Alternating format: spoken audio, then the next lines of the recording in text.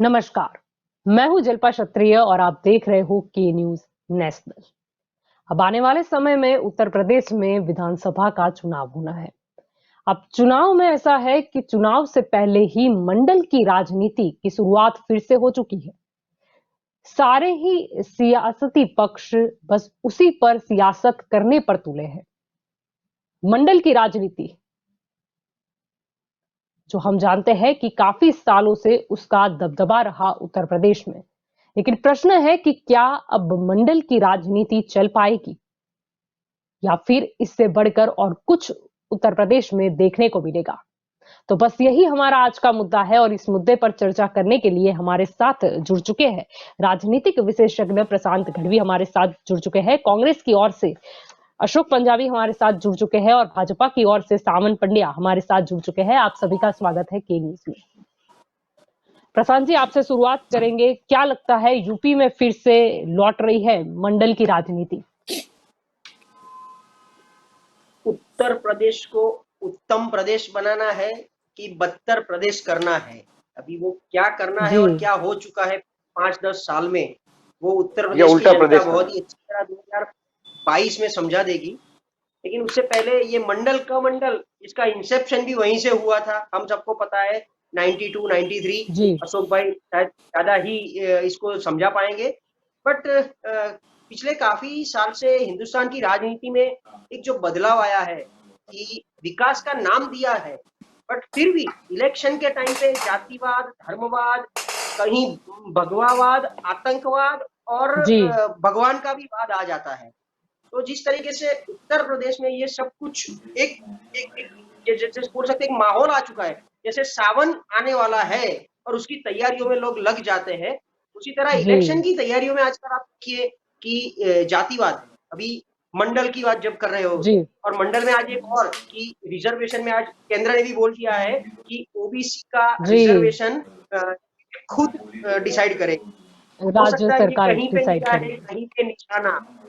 उत्तर प्रदेश का अगर vote share की आप बात करो तो 18% मतलब 18% लोग मुस्लिम हैं। उतने ही इक्वल ज्यादा ओबीसी तो बहुत ज्यादा है, बट 60-40 का रेशियो अगर मान के चले तो सिर्फ 40% ही ओपन कैटेगरी है, बाकी 60% SC ST OBC माइनॉरिटी में से आता है उत्तर प्रदेश में। और खास करके ओपन कैटेगरी में एक नया वाद शुरू हुआ है, ब्राह्मणवाद, जहां पर ब्राह्मण को भी एकजुट करने के लिए ये सब पक्ष लगे हुए हैं। और लास्ट वीक में बीएसपी ने तो बोल दिया कि न क्या बोला था, कुछ मुझे याद नहीं आ रहा, बट हाँ कुछ न गणेश है, ये ब्रह्मा विष्णु महेश है उनकी, क्योंकि उनका चिन्ह हाथी है, तो हाथी को गणेश जी के साथ हम इक्विवेलेंट रखते हैं। तो न ये ना गणेश है लेकिन ब्रह्मा विष्णु महेश है, मतलब ब्राह्मण जातिवाद से वो जुड़ चुका मामला है।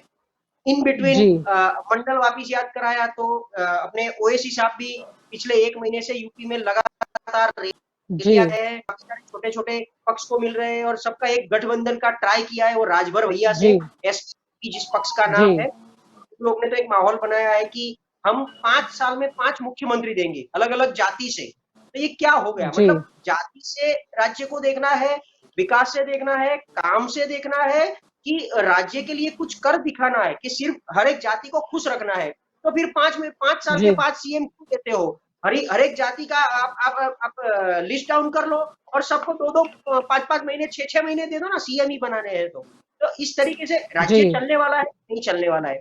और एग्जिस्टिंग अपने जो एंटी इनकम्बेंसी की जो बात करते हैं, वो ऑलरेडी काफी एक लेवल पे आ चुकी है, क्योंकि यूपी बहुत अच्छी तरीके से चल रहा था। मैं मान रहा हूँ कि योगी जी की सरकार कुछ ना कुछ काम दिखा रही थी, वो कहीं एनकाउंटर करके क्राइम को कम कर रही थी या हाईवेज बना के रोड इंफ्रा का काम दिखा रही थी। लेकिन इन बिटवीन सबसे बड़ा आ गया कोविड का चक्कर, और यूपी हाईएस्टली मतलब most affected state, most affected cities of Uttar Pradesh, जिसमें लोगों ने जान गंवाई। तो मतलब वो जो रेशियो है डेथ का रेशियो, वो यूपी का है।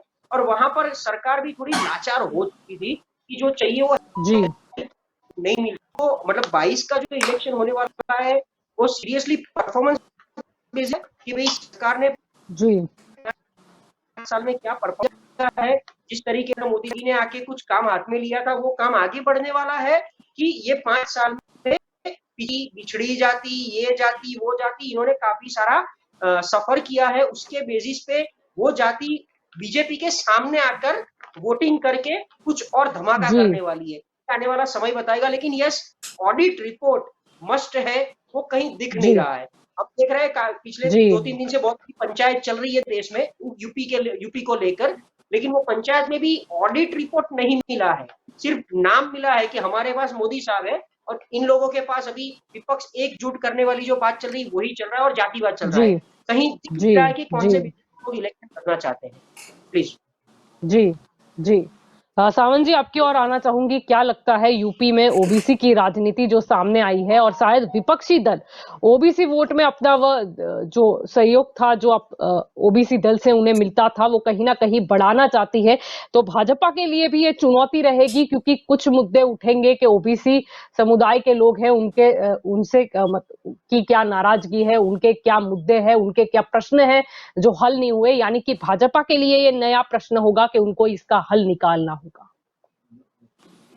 देखिए, भारतीय जनता पार्टी का पहले से ही जो हम मतदाता के पास जाते हैं, तो हम सीधे वहां जाते हैं और बोलते हैं कि हमारा जो मंत्र है वो सबका साथ सबका विकास है।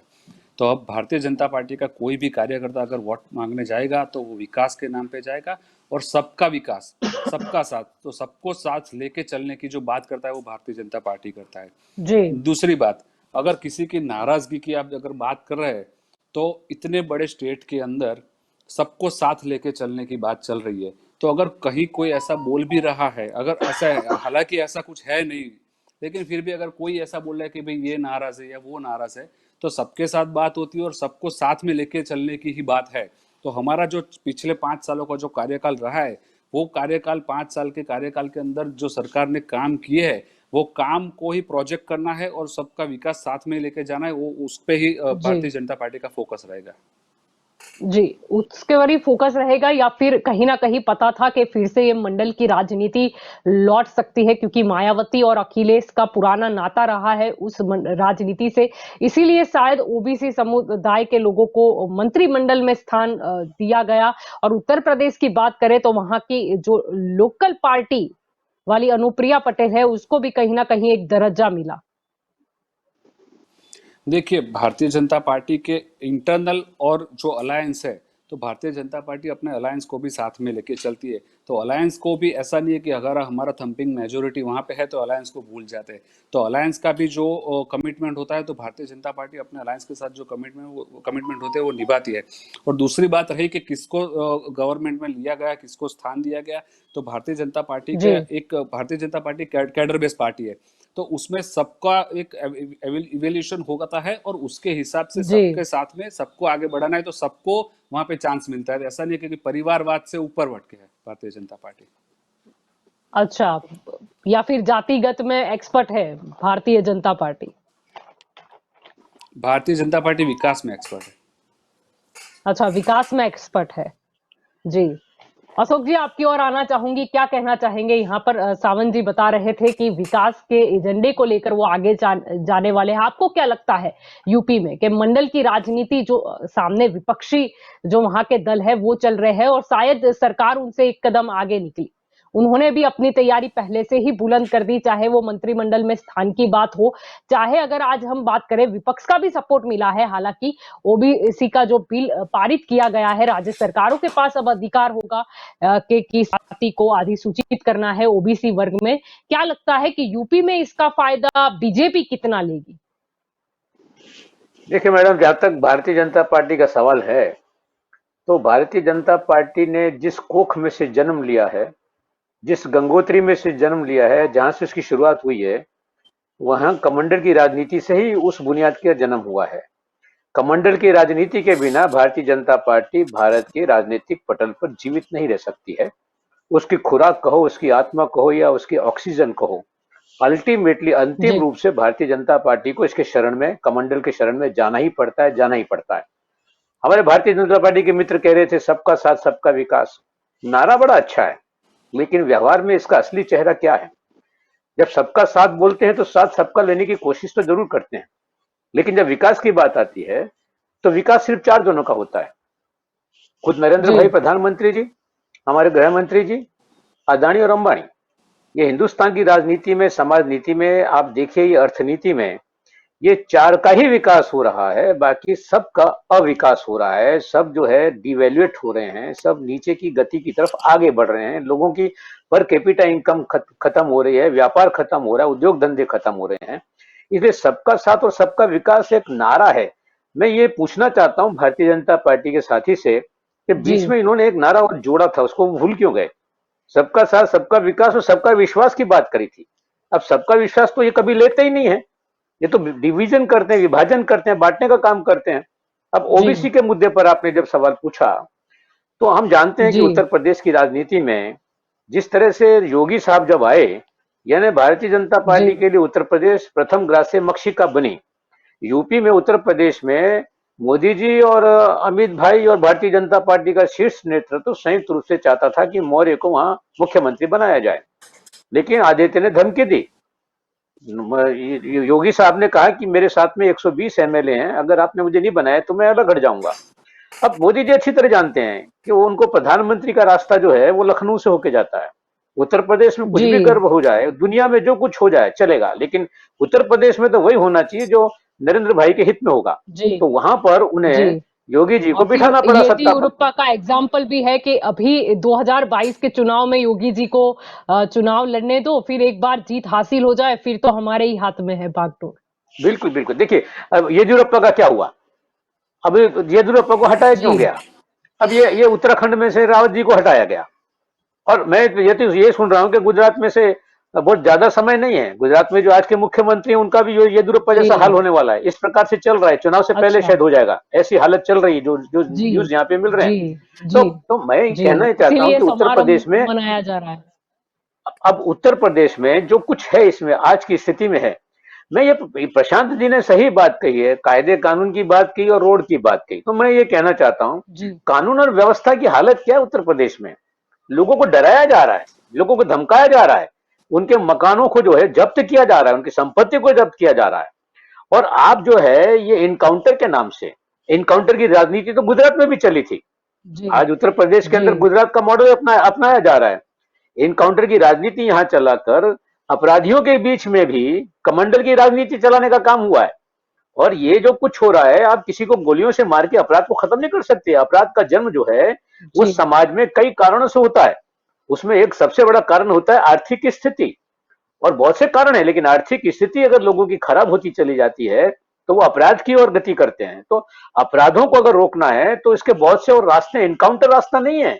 वो इनकाउंटर करके ये बताया कि योगी जी सब गुंडों खत्म कर देना चाहते हैं क्या? मैं पूछना चाहता हूं हमारे भारतीय जनता पार्टी के प्रतिनिधि से कि उत्तर प्रदेश के अंदर कायदा कानून सब ठीक हो गया है, गुंडागर्दी खत्म हो गई, अपराध नहीं हो रहे हैं, हत्याएं नहीं हो रही है, लूट नहीं हो रहा है, वहां कत्लेआम नहीं हो रहे हैं, वहां पर लोगों के साथ, हमारी बहनों बच्चियों के साथ बलात्कार नहीं हो रहा है, सब खत्म हो गया है। योगी जी जो है मात्र और मात्र प्रचार के आधार के ऊपर वहां पर मुख्यमंत्री बने हुए हैं, समा मीडिया की ताकत पर मुख्यमंत्री बने हुए हैं, कहीं उनकी पकड़ नहीं रही है। अब देखिए शर्मा जी को जब मोदी साहब बिठाना चाहते थे, शर्मा जी को गुजरात का केडर से बिठाना चाहते थे, तो योगी जी बोलते मैं नहीं बैठने दूंगा। मोदी जी वहां पीछे हट गए, अमित शाह जी पीछे हट गए। अब ये प्रशांत जी ने राजभर की बात की, राजभर जी ने खुलेआम कहा कि भारतीय जनता पार्टी की राजनीति से यूपी और देश का भला होने वाला नहीं है, वो कभी उसके साथ में बैठने वाले नहीं है। अभी अखिलेश जी ने घोषित किया था कि मैं ओबीसी का एक सम्मेलन बुलाने वाला हूं, मायावती जी ने ब्राह्मणों का सम्मेलन शुरू कर दिया। तो जैसे ही चुनाव आ रहे हैं वैसे ही उत्तर प्रदेश को जातिवाद की राजनीति के भंवर में डुबोने का काम ये राजनीतिक दल कर रहे हैं। और उसमें सबसे बड़ी बात जो है वो भारतीय जनता पार्टी कमंडल की ओर मुड़ेगा। अभी जैसा प्रशांत जी ने यहाँ पर कहा था कि जब वीपी सिंह प्रधानमंत्री बने और उन्होंने जब ये कमंडल के साथ में मंडल की बात की और उसका सामना करने के लिए तो ये वीपी सिंह और जनता पार्टी, तो जनता मोर्चा तो पूरे भारत में छा जाएगा। तो उस समय आरएसएस ने भारतीय जनता पार्टी को बोला भाई अयोध्या का मुद्दा चगाओ, कमंडल की बात करो। और इस तरह से जाति के ऊपर धर्म को हावी होने दिया गया। बाबरी मस्जिद का क्या हाल हुआ सब जानते हैं। और उसके बाद में पूरे देश में दंगे हुए, बंटवारा हुआ, और धर्म के आधार पे बंटवारा बड़ी आसानी से हो जाता है। और बड़े दुख की बात है हमारे देश के लिए, हमारे राष्ट्र के लिए, कि धर्म के नाम पे बंटवारा तो करते हैं लेकिन धर्म के भीतर भी बंटवारा हो रहा है। आज हिंदू धर्म में जी भी जो है ये जो ओबीसी जातियों का जो बंटवारा हो रहा है, मुस्लिम धर्म के अंदर भी जी वक्फ बोर्ड और नॉन वक्फ बोर्ड, शिया और सुन्नी, यानी इस प्रकार से तमाम धर्म तो बट रहे हैं, लेकिन धर्म के भीतर भी बंटवारा हो रहा है, पूरा देश बट रहा है। और उसमें सबसे ज्यादा खुश है अगर कोई है तो इस देश का जो जी राजनीतिक सत्ता जिसके हाथ में है। अब देखिए 2 दिन पहले जी का पेपर था, जी डेमोक्रेटिक एसोसिएशन ने जी घोषणा की कि जितना कुल चंदा आता है राजनीतिक दलों को, सभी 5 राजनीतिक दलों को इकट्ठा कर लिया जाए तो उनसे भी 3 गुना जी ज्यादा। ये तो क्या है, जी खाली आइसबर्ग है। ये समुद्र में जो बड़ा जो बर्फ का टुकड़ा उसमें जी छोटा सा दिख जी रहा है। जी आज आज जी भारतीय जनता पार्टी ने लोगों को लूट कर, मैं आपको कहूंगा लूट कर इसलिए कह रहा हूं क्योंकि डीजल और पेट्रोल के जी भाव बढ़ाकर, दूध और तमाम चीजों के भाव बढ़ाकर सिर्फ 2 लोगों के हाथ जी में, पहले उनको पोर्ट दे जी, दिया, पर कहीं ना कहीं फिर उनको मुद्दा एयरपोर्ट दे दिया, उठा दिया अब उनको जाएगा, रेलवे फिर दे से रहे शायद हैं। जातिगत समीकरण नजर आने लगे। जी, प्रशांत जी बिल्कुल आपकी नहीं, ओर इसके आना सिवा चाहूंगी। जी जी अशोक जी। नहीं, मैं ये कह रहा था कि इसके सिवा राजनीतिक दलों में, सभी राजनीतिक दल की मैं बात आपके सामने कर रहा हूं कि सभी जी राजनीतिक दल जो है वो क्रमशः आम जनता की बुनियाद से दूर हो रहे हैं। लेकिन कुछ राजनीतिक दल तो जी जानबूझकर कृत्रिम रूप से लोगों में बंटवारा करके एक तरफ अपना बोझ डालकर, उनका सपोर्ट लेकर, बांटकर, जी जैसे अंग्रेज जी करते थे डिवाइड एंड रूल, वैसे भारतीय जनता जी पार्टी का ये बिजनेस है, ये धंधा है, ये उसका उसका उसकी जी आत्मा है, उसकी जी अस्मिता है जी कि ये देश को हिंदू मुसलमान और पाकिस्तान के नाम से बांट दो। और जो उनके साथ नहीं जी है उनको बोलो मुसलमानों का एजेंट है, जो उनके साथ नहीं है उसको पाकिस्तान का जी एजेंट है, जो उनके साथ नहीं उसको देशद्रोही जी कह दो, जी और अपने आप शुद्ध बनकर इस देश को लूटते रहो। मैं सवाल ये जी पूछता हूं कि क्या क्या जी परिस्थिति है आज? जी आज बेरोजगारी का हाल क्या है, महंगाई का हाल जी क्या है, जी लोगों की हालत बड़ी जी खराब है, और उत्तर जी, प्रदेश के और अंदर सारी यूपी की ताकत बात लगा करें तो देंगे। सिचुएशन, जी सिचुएशन काफी खराब है। जी अशोक जी, मैं आपकी ओर फिर लौटूंगी, प्रसन्न जी आपकी ओर आना चाहूंगी। अगर यहाँ पर मुद्दा जो उठाया गया बेरोजगारी की बात हो, चाहे और किसी चीज की बात हो, लेकिन कहीं ना कहीं ये महंगाई, चुनाव के में जो मुद्दे हैं वो सामने दिखाई नहीं देते हैं, लेकिन सब जातिगत समीकरण ही नजर आते हैं। लेकिन क्या लगता है कि अब यूपी के विपक्ष राम मंदिर के सामने ओबीसी को लाएंगे या क्या करेंगे? क्या लगता है ये पूरा मामला क्या है? राम मंदिर पहले से जो बीजेपी का मुद्दा रहा है, और इस बार तो क्या है कि क्लियर कट सुप्रीम कोर्ट का डिसीजन, राम मंदिर का निर्माण, जी और आज एग्जैक्टली एक साल के जी बाद हम बात कर रहे हैं। पिछले एग्जैक्टली एक साल पहले उसका शिलान्यास, मतलब उसका मंदिर का काम शुरू कर दिया है। मोदी जी ने उसका उद्घाटन किया था। अभी ये जो जी आने वाले एक साल या छह महीना यूपी के लिए जो अगर बोले, उसके लिए बहुत ही कंफ्यूजन है कि सीरियसली यूपी को क्या चाहिए। सबसे बड़ा प्रदेश पूरे भारत का, जिसमें 80 जी लोकसभा की सीट है और 403 विधानसभा की सीट, तो उनकी जनता को क्या चाहिए? अभी ट्रैक रिकॉर्ड आप पिछला देख लो, तो जहां जो बीजेपी कभी सोच भी नहीं सकती थी कि यहाँ मेरी सत्ता है, वो 303 सीट से वहां पर सरकार बना रही है ओवर द नाइट, ऐसा बोल जी सकते हैं। क्योंकि पिछले 20-25 साल में बीजेपी मतलब ऑलमोस्ट जीरो, डबल डिजिट, जी हार्डली 50 सीट्स, वो सीधा 303 कैसे लाती है? तो जी मतलब यूपी की जी जनता ऐसा क्या देख रही थी, और पिछले 50 साल के रिकॉर्ड में उन्होंने ऐसा क्या सफर किया था कि उनको बीजेपी की राजनीति अच्छी लगी और बीजेपी को इतनी मेजोरिटी दे दी। और इस बार बीजेपी इतने दबाव में क्यों आ चुकी है? ये 6 महीने पहले ये जी सब, मतलब राम मंदिर तो एक मुद्दा था ही था, उसके अंदर ये सब आप मतलब जी एनकाउंटर की बात हो गई, क्राइम की बात हो गई, कहीं ना कहीं एक्सप्रेस हाईवे की, ये सब पेपर वाली बात दिखाने लगे। और सभी लोगों को साथ में, जी आप देखिए उनके साथ ब्राह्मण का कोई बड़ा नेता नहीं था, तो रातों रात कांग्रेस से वो जितेंद्र प्रसाद साहब बीजेपी जी ज्वाइन करने आ गए। तो वो बीजेपी अगर विकास का मुद्दा लेके चलिए तो उनको भी बैलेंस करना पड़ता है।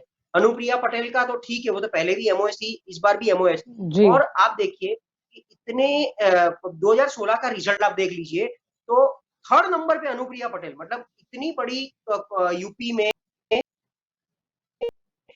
इतनी सारी पार्टी चल रही है, तो कांग्रेस से भी मतलब उसके बाद कांग्रेस, और उसके बाद मतलब अपना दल और कांग्रेस पूरे देश राज कर रही थी, वो वाया यूपी राज कर रही थी। तो अचानक से ऐसे क्या हो गया कि कांग्रेस से कोई इतना बाय बाय टाटा हो गया?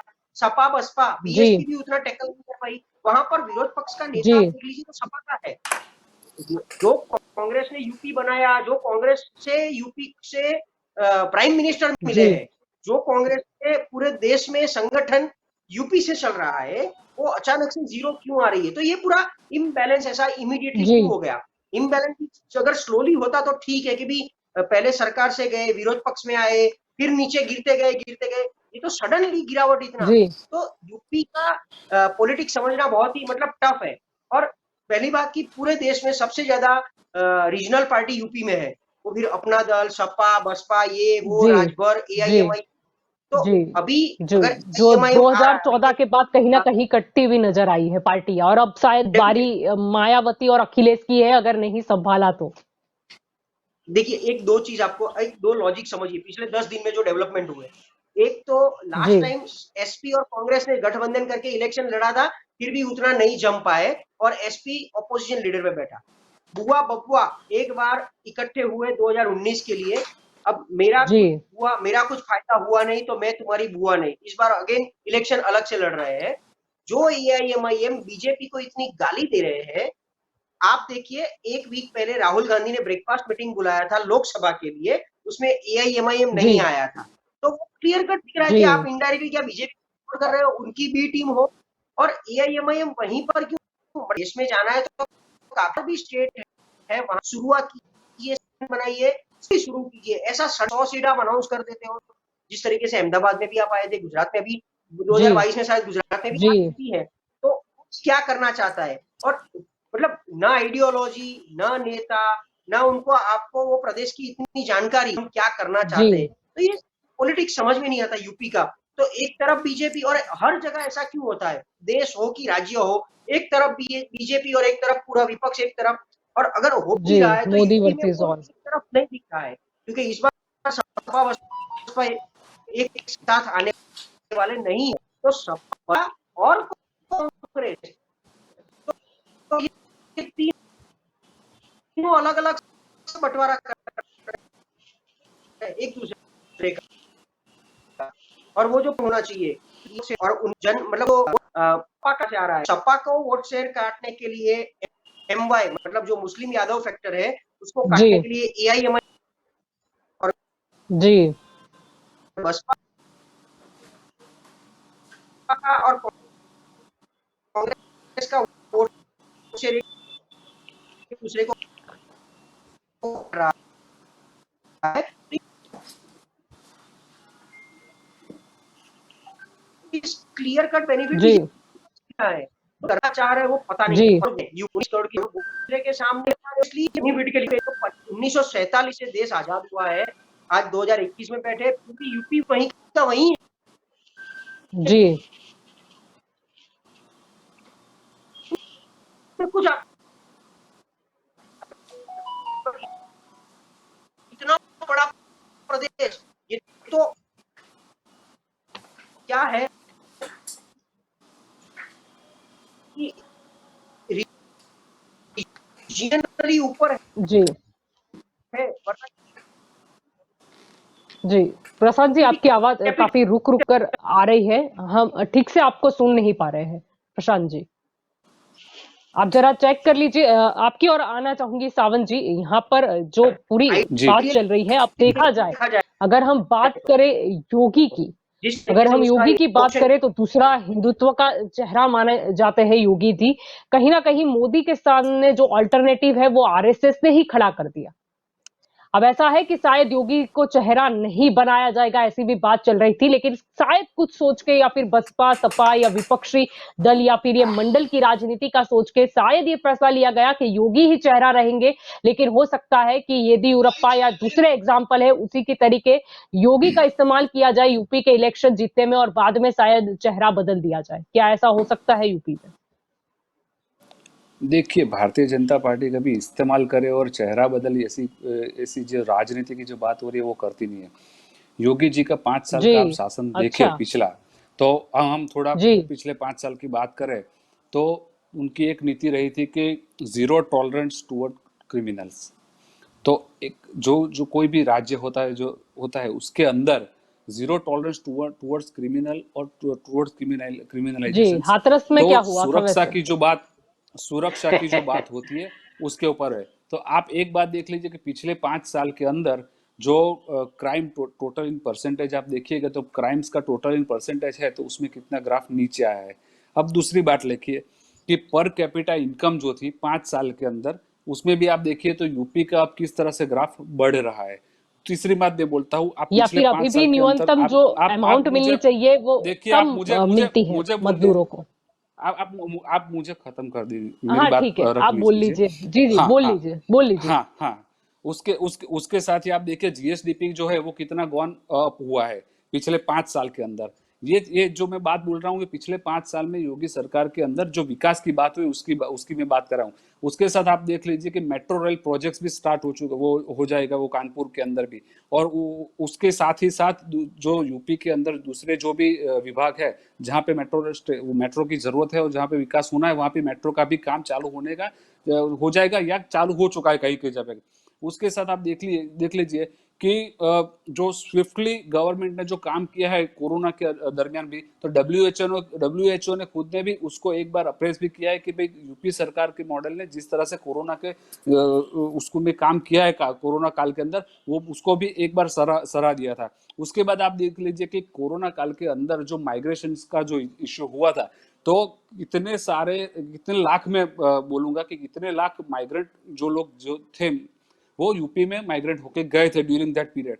तो वो जो माइग्रेंट होके गए थे उनका भी वहां पे उतना ही ख्याल रखा गया था। उनको अगर किसी कोरोना ऐसी कोई बीमारी का जो भी वो संक्रमित हुए थे उनका फैसिलिटीज और मेडिकल ट्रीटमेंट गया था। उसके साथ ही ऐसा भी किया गया था कि जो माइग्रेंट यूपी में फिर वापस गए तो उनका स्किल बेस्ड असेसमेंट भी करके उनको जो उनके हिसाब से काम देना चाहिए उसको वो काम देने की बात भी योगी सरकार ने करी थी और वो उनको काम मिला भी था। उससे थोड़ा आगे बढ़े तो आप शुगर में देख लीजिए कि शुगर का जो प्रोडक्शन और उसमें हेक्टर वाइज है उसके अंदर के फार्मर्स का भी आप देख लीजिए तो वो योगी सरकार में वहां भी वो शुगर वो भी बढ़ा था। तो जी इन ओवरऑल जी। जो मैं 5 साल का जो पर टारगेट बता रहा हूँ कि बकाया तो अभी ये उनका काफी बढ़ गया है।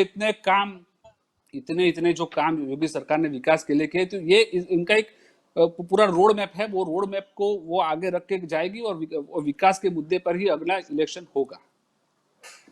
जी, पर कहीं ना कहीं अगर आप बात करते हो तो उत्पादन जो है उसके मुकाबले जो खरीदी हुई थी वो काफी कम हुई थी। अगर हम उत्तर प्रदेश की बात कर ले, आंकड़े में काफी डिफरेंस है। 33,000 करोड़ में ले ले या 25,000 करोड़ सामने देख ले, यानी डिफरेंस बहुत ज्यादा है। ठीक है अशोक जी, आपकी ओर आना चाहूंगी। यहाँ पर अगर यूपी की बात करें तो चलो, राजनीति की शुरुआत तो हो चुकी है। यहाँ पर ये भी बोला गया था विपक्षी दलों द्वारा कि जितनी जिसकी हिस्सेदारी रहेगी उतनी ही उनकी भागीदारी रहेगी, यानी कहीं ना कहीं जनगणना का गणित अलग होगा, उस हिसाब से ही आगे का पूरा मतलब चेन बिठाया जाएगा। क्या कहना है? ना ठीक है, देखिए, अब जब चुनाव आता है तो बहुत सी बातें हमें होती है, लेकिन सबसे बड़ी जो बात होती है या सबसे बड़ा जो फैक्टर होता है किसी भी चुनाव में, जिस पार्टी के हाथ में, जिस दल के हाथ में सत्ता होती है, जिसकी सरकार होती है, और गजब की बात तो यह है कि सरकार वहां पर यूपी में भी बीजेपी है और दिल्ली में भी बीजेपी है।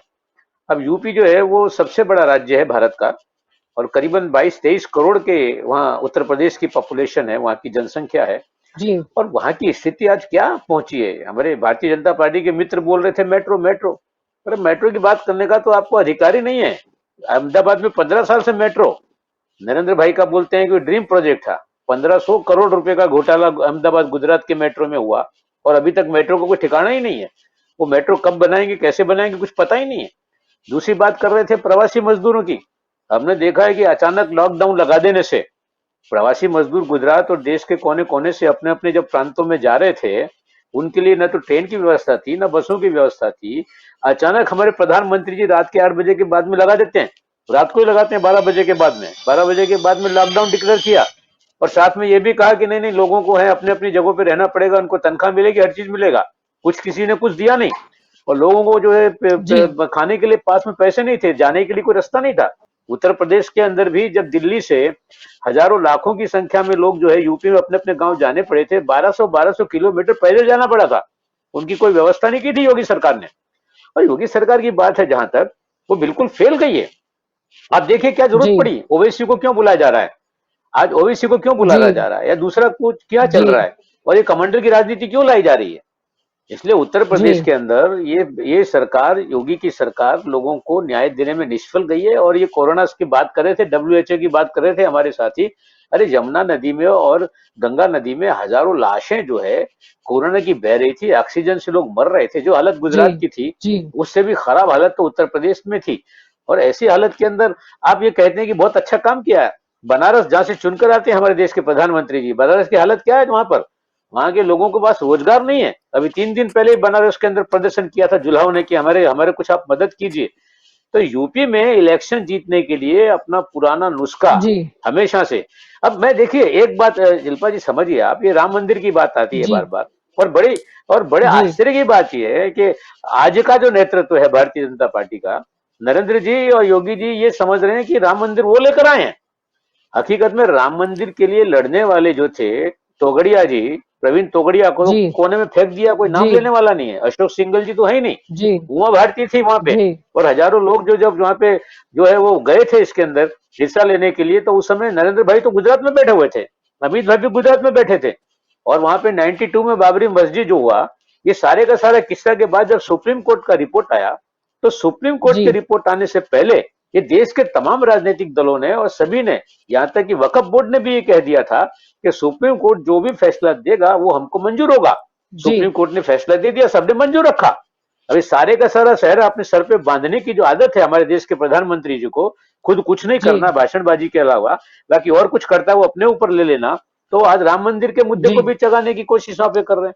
इसलिए उत्तर प्रदेश जो है वो एक भयंकर एक हम कह सकते हैं कि एक एक्सपेरिमेंट का एक प्रयोगशाला बनने जा जी रही है आने वाले हिंदुस्तान की जी राजनीति की, कि दिल्ली की सत्ता कैसे मिलेगी 224 में, किसको मिलेगी। अब वहां पर जी समीकरण बढ़ रहे हैं, संतुलन बदल रहे हैं, राजनीतिक संतुलन बदल रहे हैं। जी लेकिन वहां पर जो कोशिश की जिस तरह से पश्चिमी बंगाल में, उस तरीके से यहाँ पर भी कोशिश करने की प्रयास करने का जो जी भारतीय जनता पार्टी और आरएसएस वाले कोशिश करेंगे।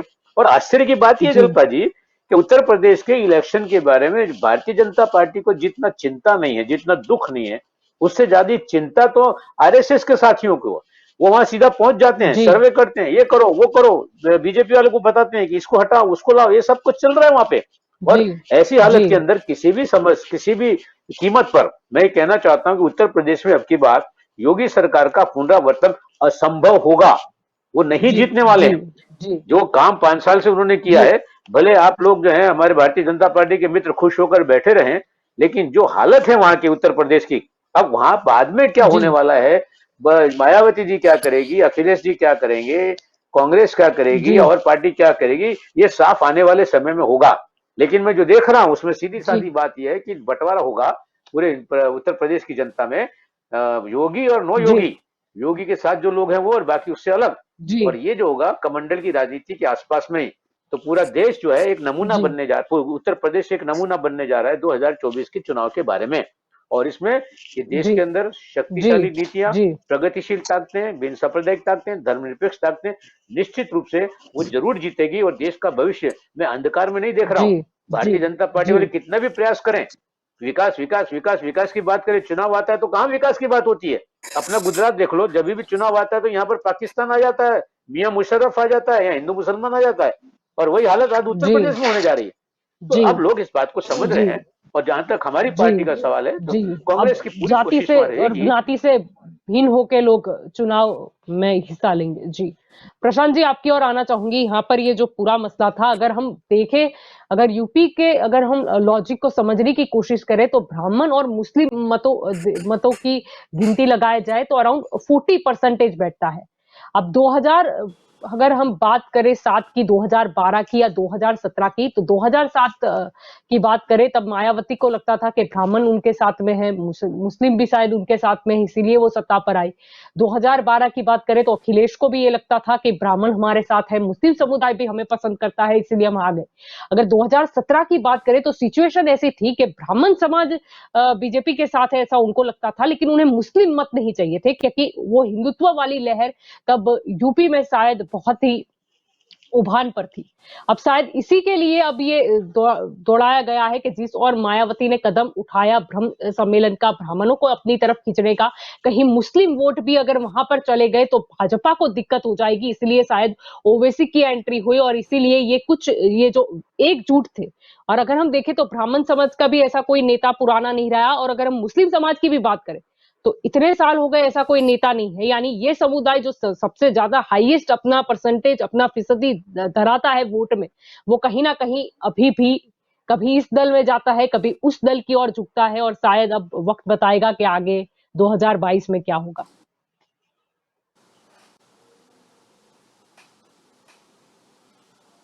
जी प्रशांत जी ने सुना नहीं। जी एक वही जाति दूसरे 5 साल दूसरे पक्ष से जाती है। उसी तरह आपने बहुत ही जी परफेक्ट बोला कि पहले मायावती को ऐसा लगा कि मुस्लिम भी मेरे साथ है और ब्राह्मण भी मेरे साथ जी है और पर्सनल वोट शेयर तो है। पूरे मैंने जो समझाया उसमें ये 100% जो वोट शेयर है उसमें 18% मुस्लिम है, 18% ब्राह्मण है, और इसीलिए ब्राह्मण पर इस बार ज्यादा, क्योंकि पिछले 5 साल में वहां की जो ब्राह्मण कम्युनिटी है वो स्कैटर्ड हो चुकी है। बीजेपी ने जब भी कहीं पर राज किया है वो एस्टैब्लिश्ड हुई एज ए हिंदुत्व पार्टी, और हिंदुत्व, और यूपी में जी तो को लेके जाना था तो वो हिंदुत्व के मुद्दे पे ही आगे बढ़ी थी। मुद्दे पे उन्होंने काफी सारे मुस्लिम को कहीं साइड ट्रैक भी कर दिया था, और उनकी जी राजनीति के बीच भी वो मुस्लिम के खिलाफ है। तो मुस्लिम उनके से अगर पढ़ती भी है तो उनको कहाँ जाना है, सपा में कि बसपा में, तो वो वोट से कहीं डाइवर्ट हो जी जाता है। और सम्मेलन देखिए, जिस तरीके से सपा बसपा ने डिक्लेयर कर सम्मेलन, कांग्रेस के बड़े नेता जितेंद्र प्रसाद बैठ गए बीजेपी के खेमे में, कांग्रेस के पास कहीं जी वो समुदाय दिखता नहीं, उस समय कांग्रेस में यूपी में आता नहीं है, और यूपी जी में पिछले 5 साल के आप रिकॉर्ड देख लो तो उनके प्रदेश जो होते हैं वो इतने नहीं है, मतलब लॉन्ग टर्म जो दिखना चाहिए पहले राहुल और अभी कोई और है तो वो नहीं होगा। देखा जाए तो प्रियंका गांधी से एस्टैब्लिश किया गया था 2019 के इलेक्शन की, नाउ यूपी की नेक्स्ट नेता प्रियंका गांधी हो सकती है। इलेक्शन के बाद पता नहीं क्या हुआ, उनका जो विजिट दिखती नहीं है, वो जो उनका दबदबा जिस हुई थी, जिस दिन उनका रैली निकला था, मुझे याद है जो बस के ऊपर बैठे गांधी आदित्य सिंधिया, जी और बहुत बड़े मतलब मैदान में आ गए थे, काफी लोग उड़े थे। एक कांग्रेस पार्टी ने तो ऑक्सीजन कहीं ना कहीं अभी दिख नहीं रहा है, और कांग्रेस सपा बसपा अभी इंटर से ही बाहर नहीं आ रहा है। इतना चला है कि फाइट टफ है, जितनी स्मूथ दिखी थी, दिख रहे थे निकल जाएगी, मतलब थरोली भी निकल जाएगी वो फाइट में। अगर फाइट टफ हिंदुत्व के ट्रम्प कार्ड पे जा, न विकास के नाम पे जा सकते हैं, तो वोटों का बंटवारा तो की बात है, इसीलिए एआईएमआईएम खड़ा हुआ है।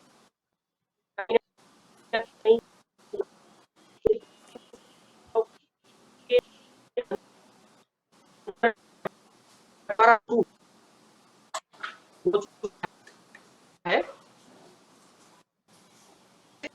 और अभी फार्मर जो किसान का जो मुद्दा चल रहा है, एपी सेंटर भी बन गया था एक टाइम पे, और अभी भी यूपी बनने का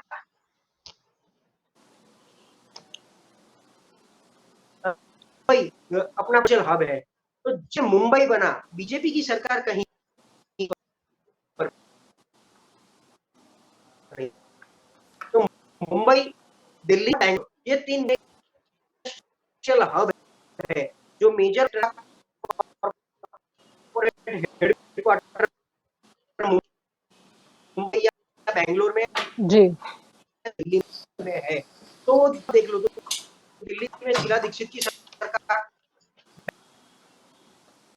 बैंगलोर में मिक्स, कर्नाटक में मिक्स सरकार जेडीएस की, जी और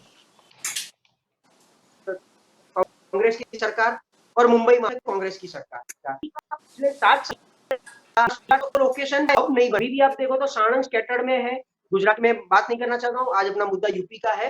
तो यूपी में भी 5 साल से है सरकार, तो ऐसा कौन सा हब बनाया, इंडस्ट्रियल हब, क्योंकि देखिए यूपी की राजनीति अगेन फार्मर से ज्यादा चलती है और कोई और सेक्टर से ज्यादा चलती है, इंडस्ट्रियल सेक्टर से बहुत है उसकी जीडीपी। तो ऐसा कौन सा बीजेपी ने इंडस्ट्री किया है ताकि लोग भी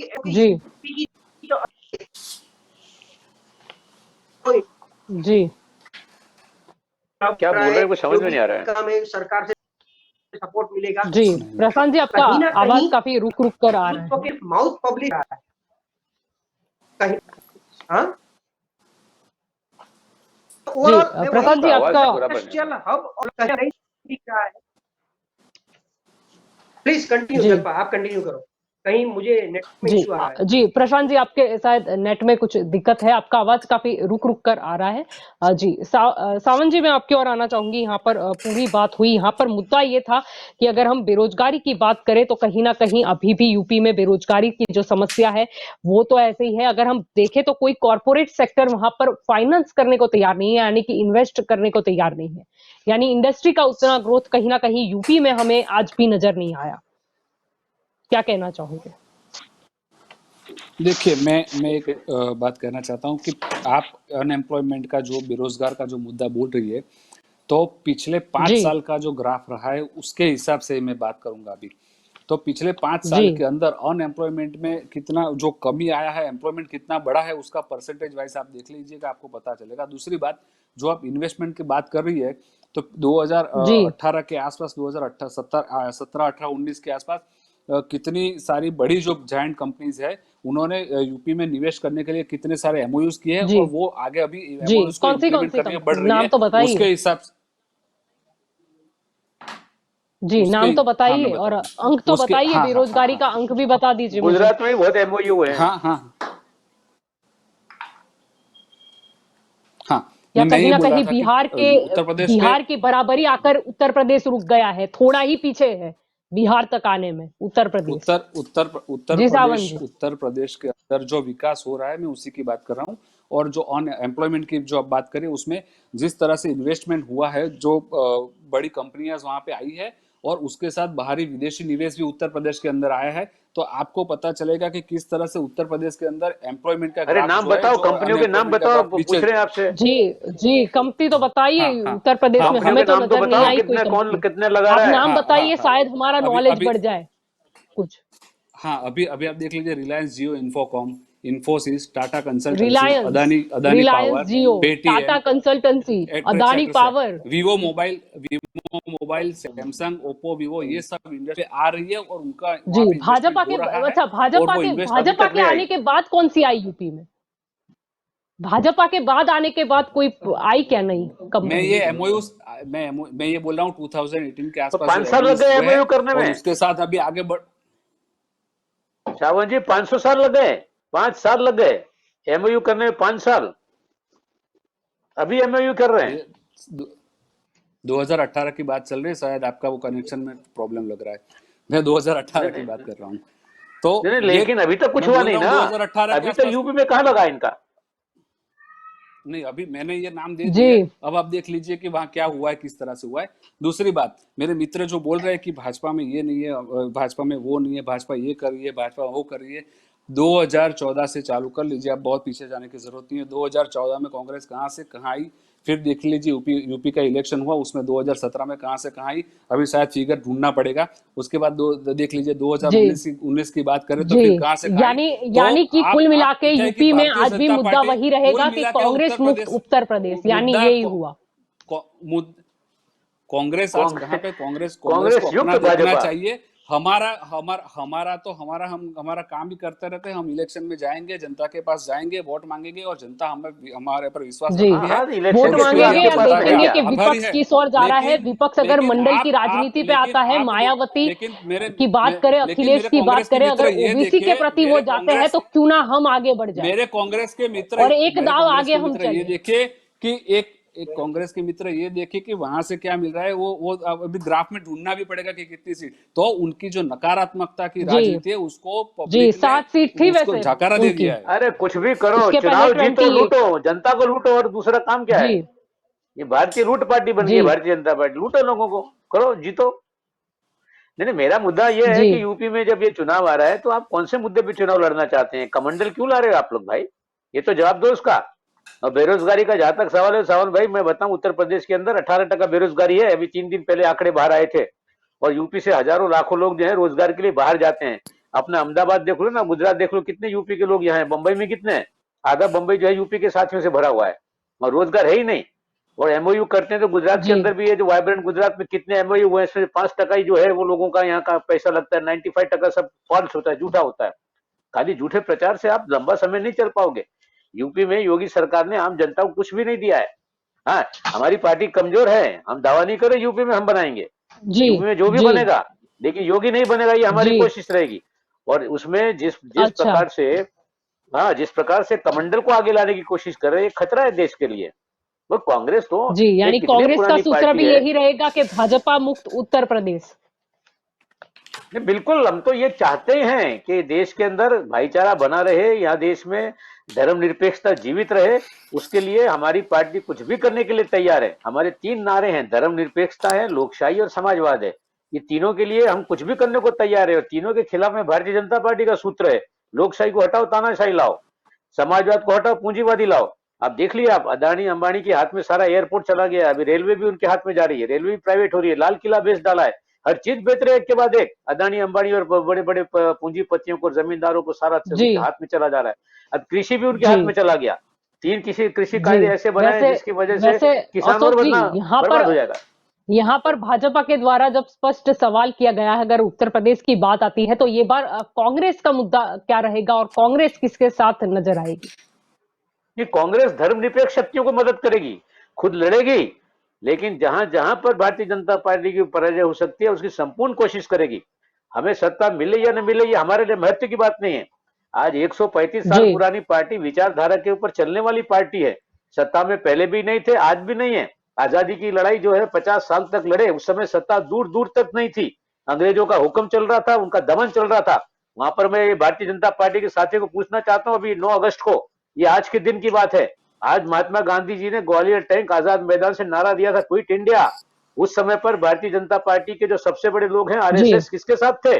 खुलेआम क्विट इंडिया का विरोध किया था आरएसएस वालों ने, और खुलेआम अंग्रेजों का साथ दिया था। जी भारत छोड़ो आंदोलन का विरोध किया था। जी उस समय कहा था, उस समय हम जनता के साथ में मिलकर लड़ रहे थे, कांग्रेस लड़ रही थी। जी उस समय पे कहीं दूर दूर तक सत्ता नहीं थी। उसके बाद 1977 में जी सत्ता चले गई, हम लड़े, 80 में वापस आए, फिर चले गई। लेकिन हम लोगों जी के बीच में रहेंगे और अपना विचारधारा का कभी त्याग नहीं करेंगे। हमारी सबसे बड़ी विचारधारा है देश में लोकशाही को जिंदा रखना। अगर लोकशाही रहेगी तो ही देश रहेगा। दूसरा जी नंबर है, हिंदू जी मुस्लिम सिख ईसाई सब आपस में भाई भाई। ये धार्मिक एकता रहनी चाहिए। धर्मांधता आ गई तो हिंदुस्तान के टुकड़े टुकड़े हो जाएंगे। तीसरा जो हमारा सबसे बड़ा नारा है, गरीब और कुचले हुए लोगों को जी ज्यादा से ज्यादा मदद पहुंचाओ। मुट्ठे भर पूंजीपतियों को सब जी दे डालो, आप बेच डालो। होटलें उनको बेच रहे हो, रेलवे उनको बेच रहे हो, हर चीज उनके हाथ में आप सौंप रहे हो। और हमारे प्रधानमंत्री जी कहते हैं मैं देश बिकने नहीं दूंगा। अरे देश बेच रहे हो आप।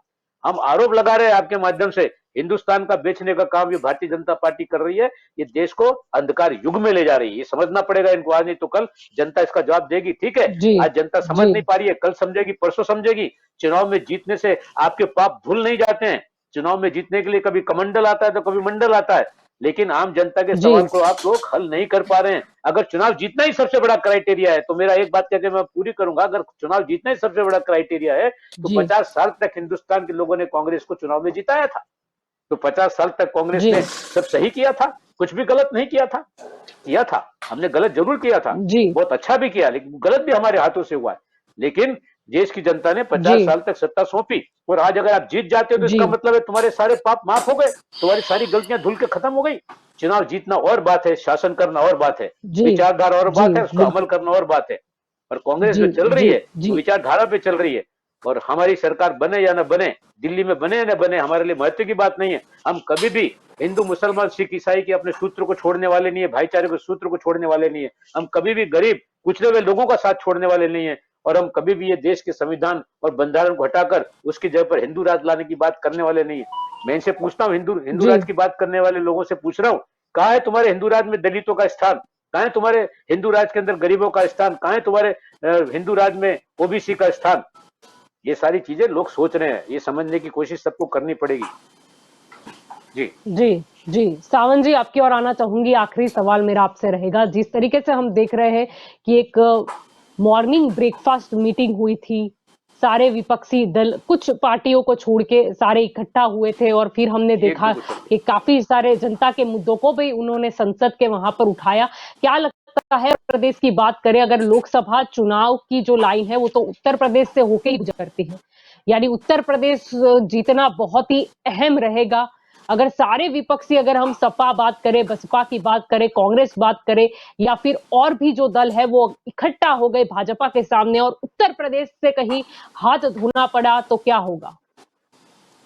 देखिए, ये पहली बार नहीं है कि सारे विपक्षी दल भारतीय जनता पार्टी के सामने इकट्ठे हो रहे हैं, और ये पहली बार नहीं होगा कि फिर से वो लोग इकट्ठे होकर भी कुछ नहीं कर पाएंगे।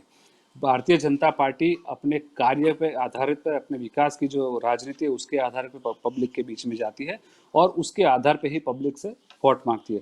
दूसरी बात, मेरे मित्र ने जो बताया कि लोकशाही नहीं है, तो लोकशाही को मैं एक बता देता हूँ कि लोकशाही का जो 1974 1976 वो जो दौर याद कर ले एक बार मेरे मित्र, तो काफी अच्छा रहेगा कि किस तरह से मीडिया को दबाया गया था, किस तरह से स्वतंत्रता को छीना गया था, और वो किस तरह से वहां पे जो इमरजेंसी लगाई गई थी। तो वो मेरे मित्र सावन जी, वो ना इमरजेंसी भूले। का दूसरी इमरजेंसी की दूसरी सजा हमको मिल गई। दूसरी और में इमरजेंसी की दूसरी सजा बात, लोगों ने हमें दे दी। अब मुझे सुन भी लीजिए। हाँ, अभी अघोषित इमरजेंसी चल रही है, हमने हाँ, जाहिर किया था। अब आप बिना जाहिर किए अब इमरजेंसी मुझे लगाए सुन हुए भी हैं देश में। लीजिए। अब मुझे सुन भी तो लीजिए सर।